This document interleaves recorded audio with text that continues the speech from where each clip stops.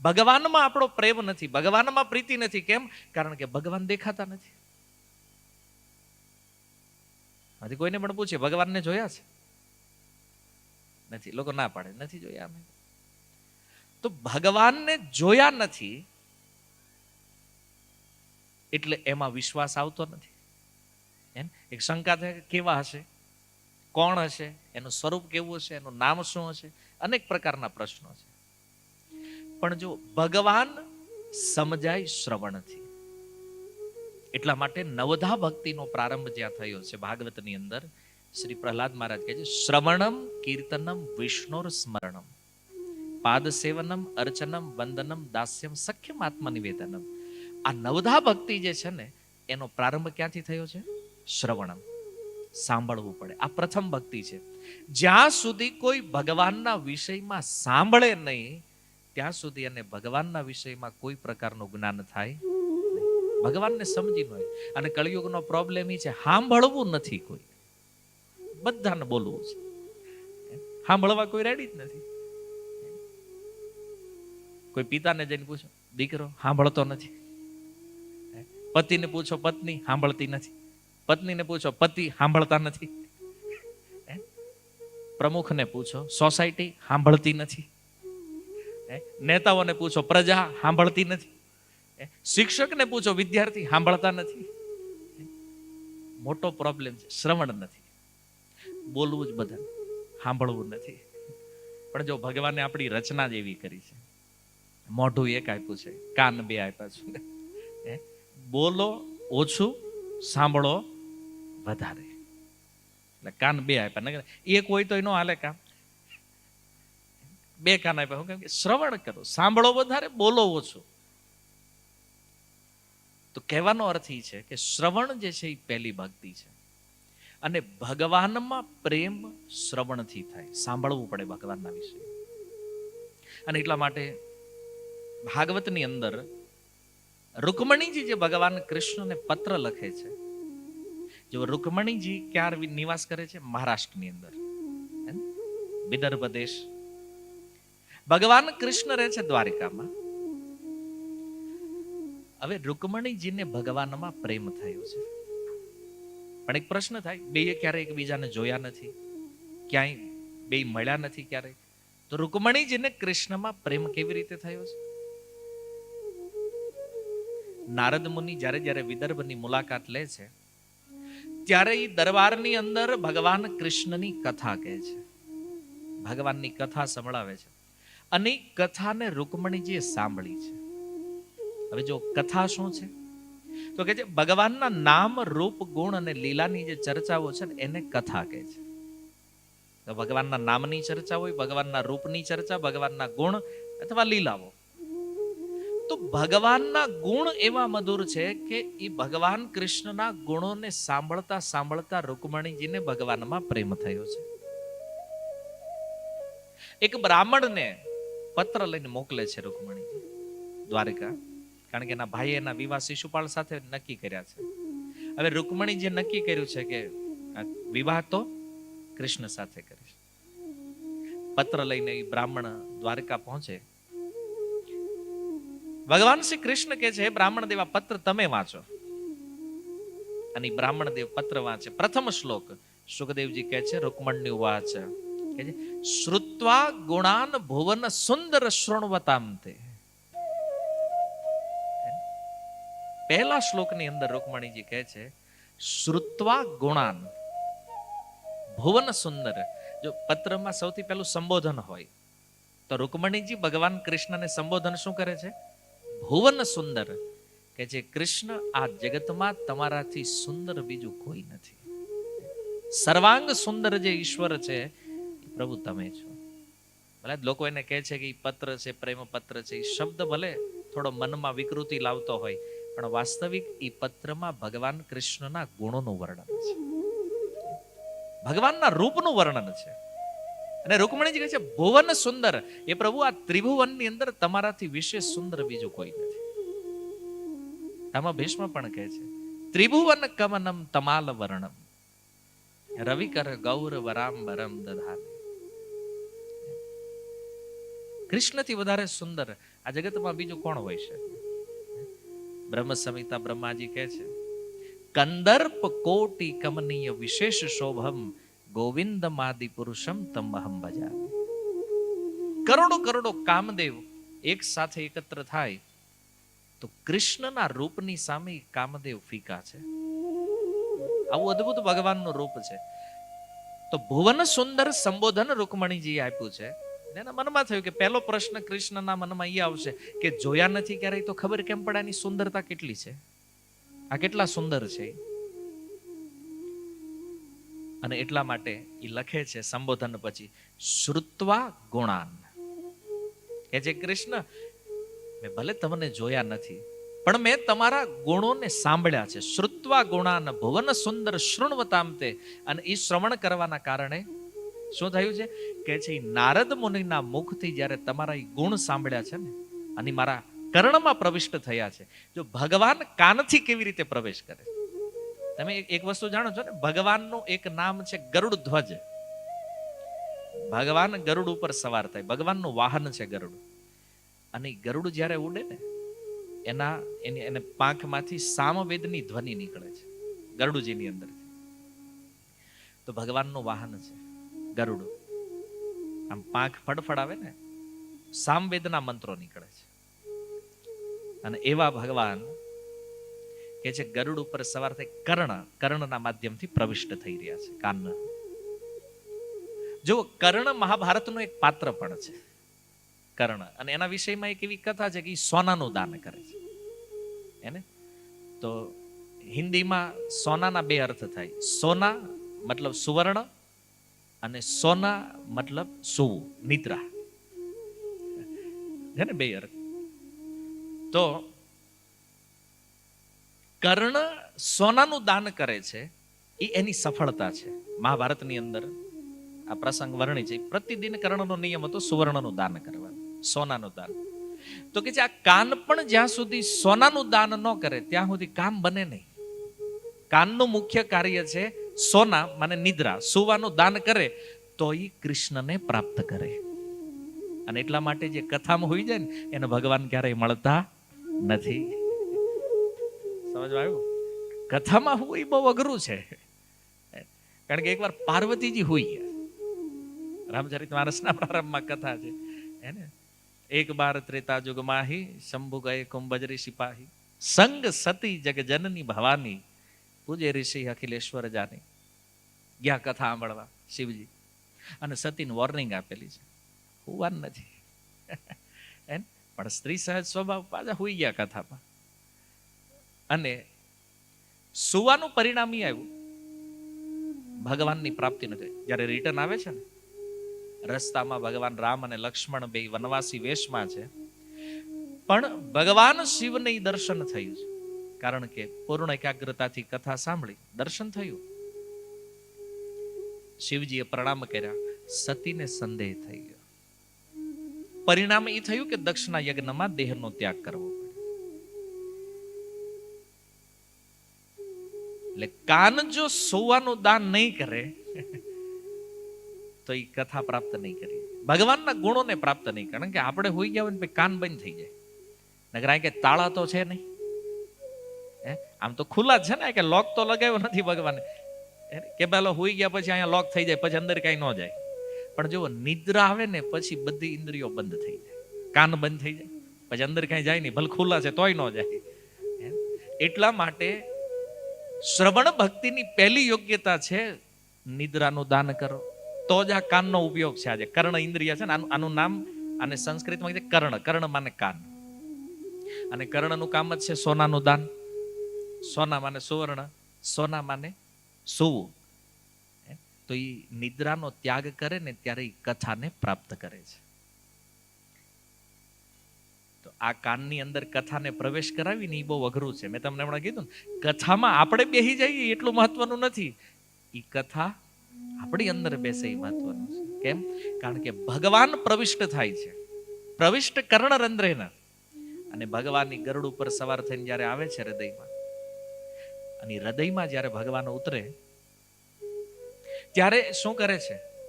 સૂતજી કહે છે વિધુનોતિ સુયત સતામ, એ ભગવાન હૃદયની અંદર ઉતરી અને આપણા હૃદયમાં જે કલમશ છે, આજે અનંત અનંત જન્મોથી જે કર્મરૂપી, જે વાસનાઓ રૂપી જે કચરો જામ્યો છે ને અંદર, એને ઈ ભગવાન સાફ કરે છે. કોઈને આપણે આપણા ઘરમાં એન્ટ્રી આપીએ, માનો આપણો ફ્લેટ 5 વર્ષથી બંધ પડ્યો હોય અને આપણને કોઈક વ્યક્તિ મળે કે ભાઈ મારે સુરત જવું છે, આપણે ચાવી આપી દે, હાલો આપણો ફ્લેટ ખાલી જ પડ્યો છે, જાઓ. બિચારો આવીને તાળું ખોલે, 5 વર્ષથી બંધ હોય ને હાલત શું હોય? તો અંદર આવે તો બધું સફાઈ કરવી પડે. એમ ભગવાન જ્યારે કાનના માધ્યમથી જ્યારે ઉતરે હૃદયમાં, ત્યારે ભગવાન જોયે ઓહો આની અંદર તો બહુ કચરો છે ભાઈ.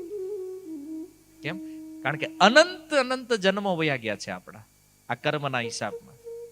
અનંત જન્મોની ભેગી થયેલી જે વાસનાઓ છે, કામ, ક્રોધ, લોભ, મોહ, મદ, માત્સર્ય, આ બધું આપણા ચિત્ત ઉપર જામી ગયું છે. જામ્યું છે એવું આપણાથી તો આ સફાઈ થાય એમ જ નથી. અને અમુક તો આમ તાળું ખોલીને કહી દે આ ફ્લેટ આપણીથી હારો થાય એમ નથી. તો કોઈક એક્સપર્ટને બોલાવવા પડે. જો હવે ચિત્ત બગડ્યું છે, આને કોણ સુધારશે? 2 ઓપ્શન છે. એક તો હાથે ટ્રાય કરો સાફ કરવાની, અને યા તો ભગવાનને ઉતારો અંદર. તો 2માંથી વધારે સારી સફાઈ કોણ કરશે? ભગવાન. કેમ? કારણ કે એ એક્સપર્ટ છે. મેં કીધું ને, વિધુનોતી સુયત સતામ, વિશિષ્ટ રૂપેણ ધુનોતી, ધોઈ નાખે છે ભગવાન. અનંત અનંત જન્મોના એ કલ્મશને ભગવાન સાફ કરે છે. ચેતો દર્પણ માર્જનમ. અને એટલા માટે ભગવાનની આ દિવ્ય લીલાઓ, આ દિવ્ય કથાઓ જે છે, આનું જ્યારે કોઈ શ્રવણ કરે છે, આ કથાઓને કોઈ સાંભળે છે, ત્યારે એના ચિત્તની શુદ્ધિ થાય છે. તો કોઈને એમ થાય કે ભાઈ કથાથી ચિત્ત શુદ્ધિ, હાલો ને એક દી તો સાંભળી લીધી, હવે પછી રોજ રોજ શું છે? કીધું વારંવાર. કેમ? તમારું ઘર ત્યારે સ્વચ્છ રહે છે જ્યારે એમાં રોજ કચરા પોતા થાય. તમે બંધ કરી દો તો ભલો આજ રવિવાર છે, આજ કર્યા, આવતા રવિવારે વારો સીધો પાછું કચરું આવે ને અંદર. અને તમે એક વિચાર કરજો, કચરું કોઈ નાખવા નથી આવતું. ફ્લેટ કોઈ બંધ કરીને ગયા હોય, તાળા મારેલા હોય, કોઈ નાખવા નથી આવતું કચરું, છતાં અપને આપ એમાં કલ્મશ જામે છે. કોઈ પણ રીતે સૂક્ષ્મ રીતે બહારથી આવી જાય છે. એમ આ ભક્તિમય સાધન જે છે ને, આને પ્રતિદિન કરવું પડે છે. શ્રવણમ તો કે છે કન્ટિન્યુ, કીર્તનમ કન્ટિન્યુ. એવું નહીં એકવાર કર્યું તો આ એકવાર કર્યું પોતું લાગી ગયું એકવાર, પણ કચરો એવો જામ્યો છે કે એકવાર પોતેથી મેળ પડે એમ નથી. અને રોજ પોતા લાગતા રહે ને, સફાઈ થાય, સ્વચ્છ રહે, અને ફરીથી આમાં કચરો આવવાની કોઈ સંભાવના. કચરો તો રોજ આવે છે, પણ તમારી સફાઈના કારણે એ ઘર સ્વચ્છ રહે છે. એમ આપણે આ સંસારમાં રહીએ છીએ, આજુબાજુનું જે વાતાવરણ છે, આ શહેરમાં જે રજોગુણી તમોગુણી વાતાવરણ, એટલે ક્યાંક ને ક્યાંક આપણા ચિત્તને દૂષિત કરે છે. ભલે આપણે કાંઈક નથી જોવું, કોઈ ખરાબ વસ્તુ છે નથી જોવી, પણ હવે તમે કરો, હું આંખ બંધ કરીને તો હાલી નહીં શકો. કોઈ ગલત વસ્તુ નથી સાંભળવી, પણ શું કરો તમે? કાન બંધ કરી નહીં શકો. તો આવા વાતાવરણમાં આપણી શુદ્ધિ ક્યાંથી થશે? તો કે છે ભાગવત ધર્મથી. ભાગવત ધર્મ શું છે? કોઈ પણ રીતે ભગવાન સાથે કનેક્ટ થઈ જાવ, કોઈ પણ રીતે. કારણ કે એ ગરુડ ઉપર સવાર જે ભગવાન છે ને, એને આપણે ઉતારશું આપણા હૃદયમાં, તો એ ભગવાન સફાઈ કરશે પ્રતિદિન. અને જો રૂકમણીજી શું કરે છે?